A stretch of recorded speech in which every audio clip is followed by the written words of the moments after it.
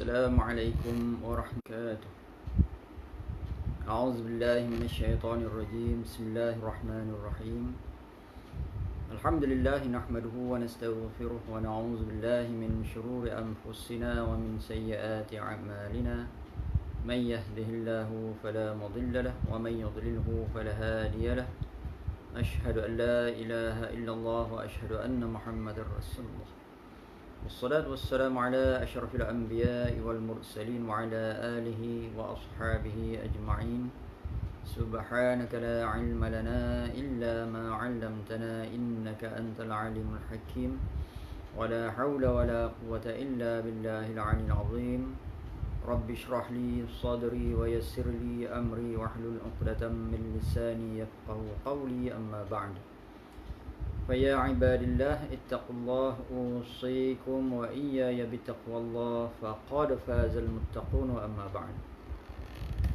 Alhamdulillah, kita rafa'kan setinggi-tinggi pujian kehadirat Allah Subhanahu wa taala, dan kita bersyukur kehadirat Allah Subhanahu wa taala kerana dengan limpah kurnia taufik dan hidayah Allah Subhanahu wa taala dapat kita bertemu lagi di dalam satu program, yakni kuliah berkenaan dengan bulan Ramadan, yang mana seperti yang biasanya kuliah kita menggunakan kitab Al-Fiqhul Manhaji, kitab fiqh mazhab Syafi'i. Dan pada hari ini insya-Allah Al-Bayan Resources Channel bersama lagi untuk membincangkan berkenaan dengan Ramadan. Qala mu'allifu rahimahullah wa nafa'ana bi'ulumihi fid darain amin ya rabbal alamin. Penetapan bulan Ramadan. Penetapan bulan Ramadan adalah berdasarkan salah satu daripada dua perkara berikut. Ini bulan Ramadan ditetapkan berdasarkan kepada dua perkara, ataupun salah satu daripada dua perkara yang berikut yang kita akan bincangkan. Yang pertama, melihat anak bulan Ramadan, yakni ruqyah al-hilal pada malam 30 Sya'ban. Ini boleh berlaku apabila seseorang saksi yang adil menyatakan kesaksiannya di hadapan qadi bahawa dia telah melihat anak bulan. Itu yang pertama, penetapan bulan Ramadan cara yang pertama, yang ini dengan melihat anak bulan Ramadan ataupun ruqyah al-hilal, yang mana perkara itu dilakukan ataupun melihat anak bulan hilal pada malam 30 Sya'ban. Yang kedua, mencukupkan 30 hari bulan Sya'ban. Ini berlaku apabila susah melihat anak bulan disebabkan awan tebal ataupun saksi yang adil tidak datang menyatakan bahawa dia telah melihat anak bulan. Ketika itu disempurnakan bulan Sya'ban itu 30 hari, kerana itu adalah asal keadaan selagi mana tidak datang perkara lain yang bertentangan dengannya. Dalil kenyataan di atas ialah sabda Rasulullah sallallahu alaihi wasallam, "Sumu li ru'yatihi wa aftiru li ru'yatihi. Fa in ghamma 'alaikum fa akmilu 'iddata Sya'banan 30 yawman." Yang bermaksud, hendaklah kamu berpuasa kerana melihatnya dan berbuka kerana melihatnya. Sekiranya kamu terhalang daripada melihatnya, maka sempurnakanlah bilangan Sya'ban selama 30 hari. Hadis yang diriwayatkan oleh Imam Bukhari, hadis nombor 1810, dan Imam Muslim, hadis nombor 1080.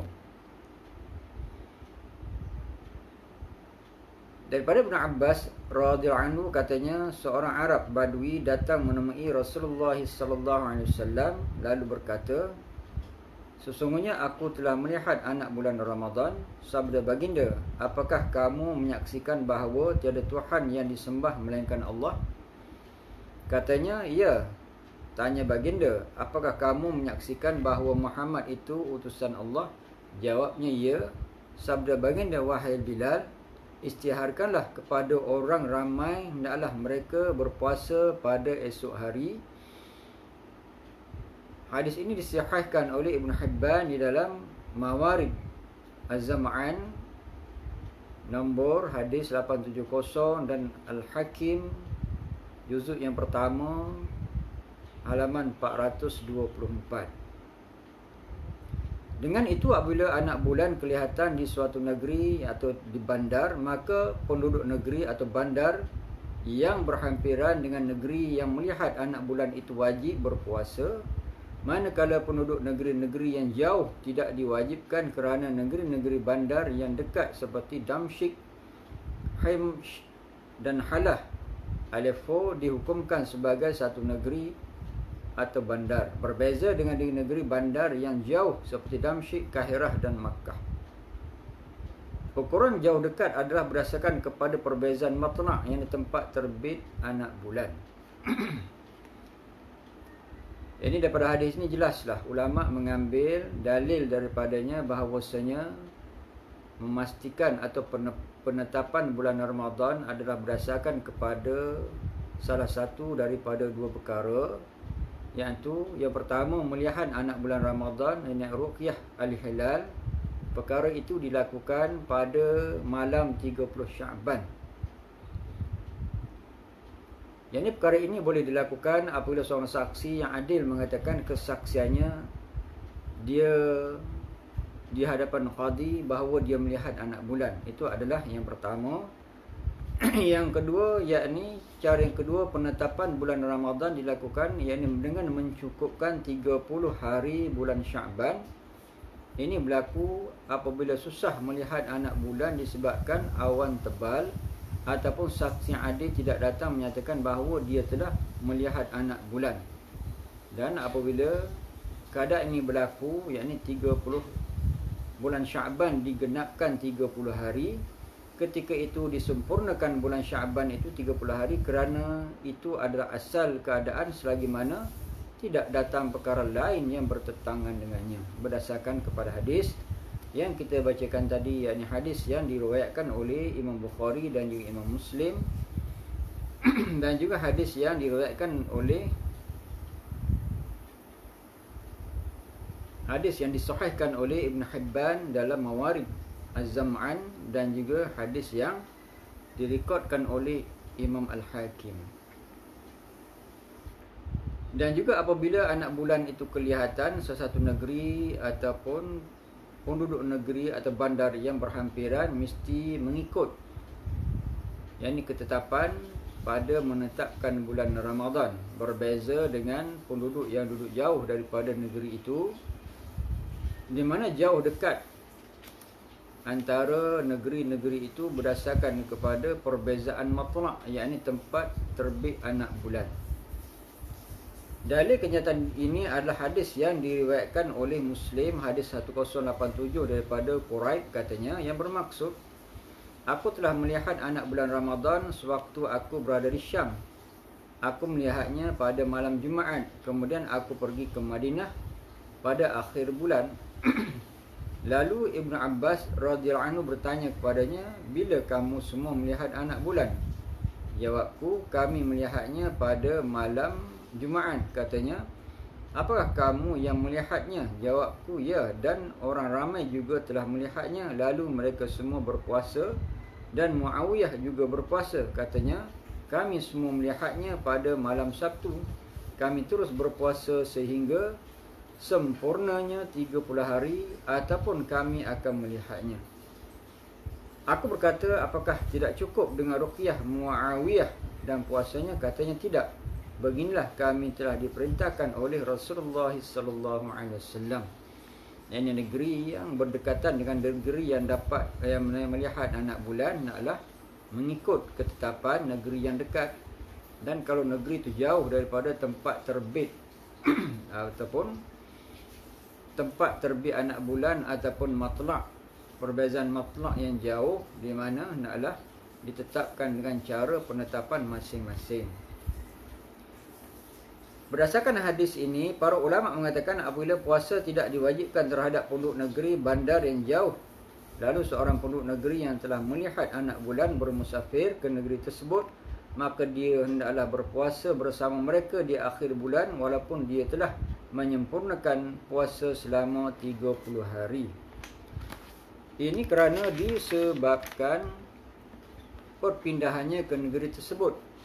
Dia dianggap salah seorang daripada mereka, dengan itu dia mesti mengikut hukum mereka.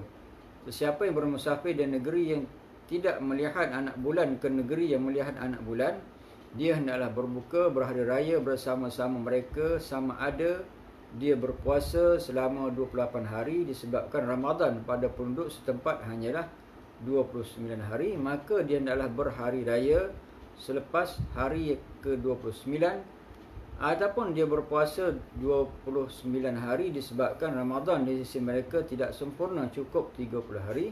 Walau bagaimanapun sekiranya dia berpuasa selama 28 hari, maka dia hendaklah mengqadakkan puasanya selama 1 hari, kerana 1 bulan bukanlah 28 hari. Barang siapa yang pada waktu paginya berada di negeri yang merayakan hari raya lalu bermusafir ke negeri yang jauh dan penuhnya masih berpuasa, dia wajib menahan dirinya untuk baki hari tersebut sebagai mengikut penduduk negeri tersebut. Alhamdulillah, dapat kita bincangkan tentang penetapan bulan Ramadan yang terakhir yang tadi, yakni setiap orang adalah mengikut akan ketetapan negeri yang dia menetap ataupun dia bermusafir. Andai kata seseorang tu pergi ke satu tempat, tempat itu pada hari itu hari yang berhari raya, dia wajib berhari raya mengikut tempat yang dia bermusafir walaupun puasanya belum cukup 29 hari ataupun belum cukup 30 hari. Dan begitu juga apabila seorang tu bermusafir satu tempat di mana tempat itu bermula puasa, dia wajib mengikut tempat itu untuk bermula puasa walau tempat yang dia datang tidak berpuasa lagi pada hari itu. Maknanya penetapan puasa berdasarkan kepada tempat seseorang itu duduk ataupun menetap. Begitu juga penetapan hari raya berdasarkan tempat seseorang itu menetap. Kalau dia bermusafir, maknanya tempat yang dia bermusafir itulah hendaklah dia mengikut akan ketetapan tempat yang dia bermusafir, sama ada penetapan bermula puasa ataupun penetapan yakni hari raya Aidil Fitri. Jadi alhamdulillah, apa yang kita kongsikan pada pagi ini atau pada hari ini dapatlah memberi manfaat kepada kita insya-Allah. Dan kita akan ketemu lagi di dalam pertemuan yang berikutnya bersama dengan Ar-Rayyan Resources Channel. A'udzubillahi minasyaitonirrajim. Bismillahirrahmanirrahim. Alhamdulillahirabbil alamin. Allahumma arinal haqqa haqqan warzuqna ittiba'ah wa arinal batila batilan warzuqna ijtinabah. Allahumma fa'alna bima 'allamtana waj'alna min 'ibadika as-salihin. Wa sallallahu ala sayyidina Muhammad wa ala alihi wa sahbihi wa sallam. Walhamdulillahirabbil alamin. Aqulu qawli hadza wa astaghfirullahal azim li wa lakum wa lisairil muslimin wal muslimat fastaghfiruhu innahu huwal ghafurur rahim. Assalamu alaikum warahmatullahi wabarakatuh.